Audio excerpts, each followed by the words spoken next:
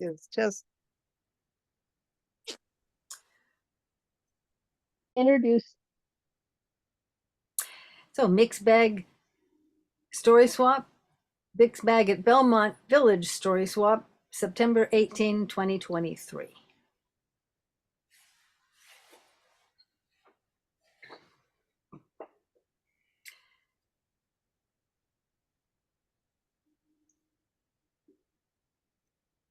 $25 tin soldiers made from an old tin spoon had been carved and placed in a box.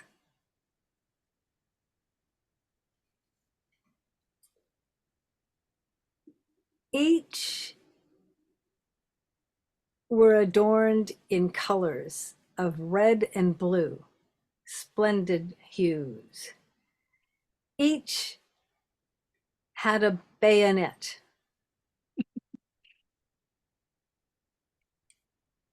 Dashing soldiers. And the first thing that they heard when their box was opened was tin soldiers. For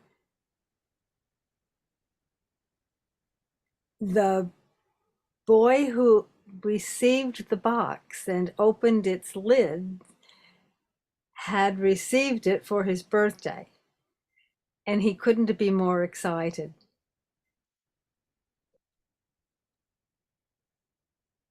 By this time, neither could the soldiers be excited, because after they were removed from the box and placed upon the table in the room that was a playful room, they joined not just themselves out of the box and on the table, but other toys. And among those toys was a paper castle. And while fashioned with paper does not mean it was not beautiful and colorful, interesting and ornate. It had windows. It had trees. It had a pond in front. The pond was a mirror, and it reflected the golden swans on the pond because it was a mirror. And in the window, there was a ballerina dancer. And while she was paper, her clothing was beautiful, and thin gauze for her dress, and a pale blue ribbon over her shoulders that was clipped with a tinsel rose to hold it on, and her legs as stalwart as the tin soldiers. And when she turned and lifted one of her legs, you couldn't see the up leg, you could only see the standing leg. And this is what our tin soldier thought, who, if I didn't already tell you, you should know that he was the last soldier to be formed out of the tin spoon, and he had one leg, which was a stalwart leg, and he balanced on it, but he didn't have his second leg. There wasn't enough tin. And so when he saw the dancer, who appeared to have one leg only, in his mind, he's thinking, oh, she's just the wife for me. And so he chose to lie down next to the snuff box on the table so that he wouldn't be noticed and be placed in the box when night came. And so there's the tin soldier, and he's just there lying quietly. No one notices him. No one puts him back in the box at the end of the day. And he's staring at the ballerina in the window, who appears to be staring in his direction. His ardor is already building. Well, at midnight, there's a loud gong, this big, huge sound that surprises everyone. The tin soldier startles, and up pops the lid of the snuff box that he's lying next to, for it really wasn't a snuff box. it was a jack-in-the-box, and in it was a goblin. Not a friendly goblin, not a kind goblin, a goblin that really gobbled things. And he threatened to hurt the tin soldier. He did things that nobody could quite figure out. But suddenly, after this happens, the tin soldier,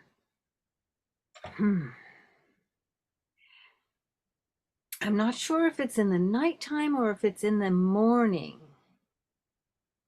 because I think it's in the morning, because this is when the milkmaid and the young boy whose birthday it was and who had received the box of tin soldiers were there in the playroom to witness the swift opening of the window, bringing wind and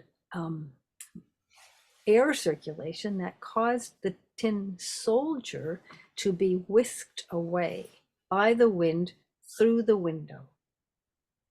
And he goes tumbling down 3 stories, and the tin soldier lands on the pavement below, in between 2 big stones, with just his one leg sticking up. And there he was. And the milkmaid and the boy had seen him be whooshed out, and they went outside to go and find the tin soldier. And even though they nearly stepped on him, they did not see him. So there he is, in between the stones, alone. And it's beginning to rain.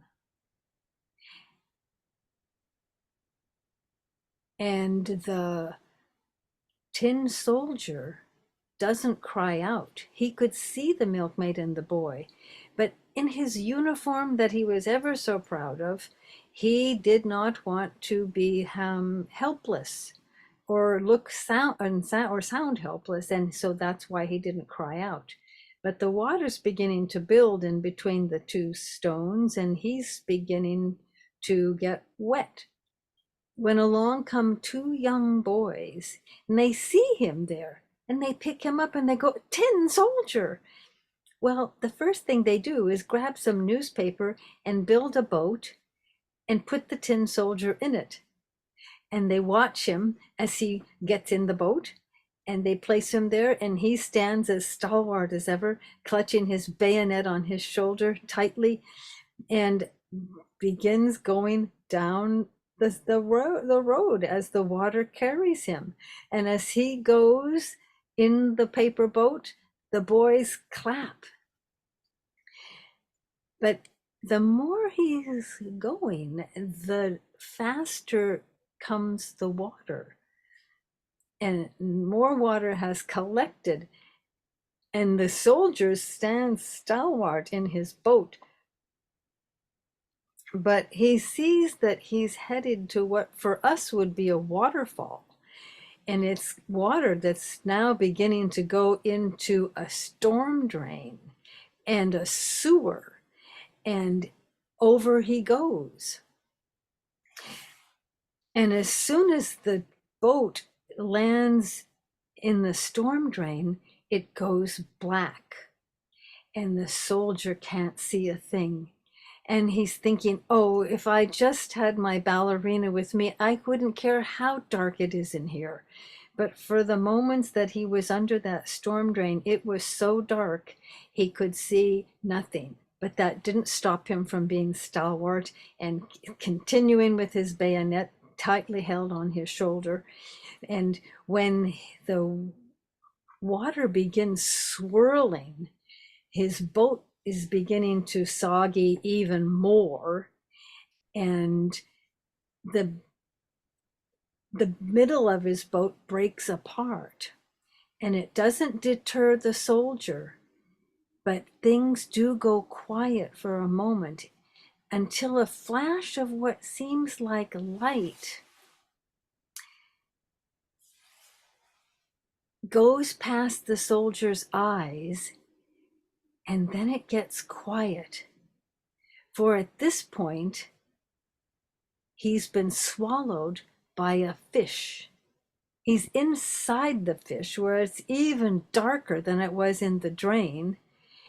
And then another flash of light, and unbeknownst to the soldier, he's been picked up inside the fish and taken out of the water and into the house, the kitchen of the house, the same house that he had been made in. And he finds himself, he hears the cook who has separated the soldier from the fish, and he hears for the first time himself, tin soldier. For the cook knew about the lost soldier from the milkmaid and the boy, and now has it between the thumb and the finger, and the whole house knows of it. And to the surprise of the tin soldier, he is being presented to the very people that he had been blown out of the house from. And when he's in the room, he looks about, and the soldier sees that it's the same room and the same things, including the castle made from paper, including his ballerina, who's stalwart in the window. Except what you didn't know is that the snuff box with the goblin, there were more dastardly deeds done, which was to curse isn't the word, but the goblin put a spell or something upon the room. And not only did the goblin succeed in dashing our tin soldier straight into the stove, but also making enough wind to send the ballerina from her window also into the stove. And not very much time passes before the soldier and the ballerina are respectively a black spot of coal in the shape of a heart and the rose shaped tinsel in the shape of a rose, but black, at the bottom of the stove. And this is where we leave our stalwart, steadfast tin soldier and his beloved ballerina, who in my mind are together still.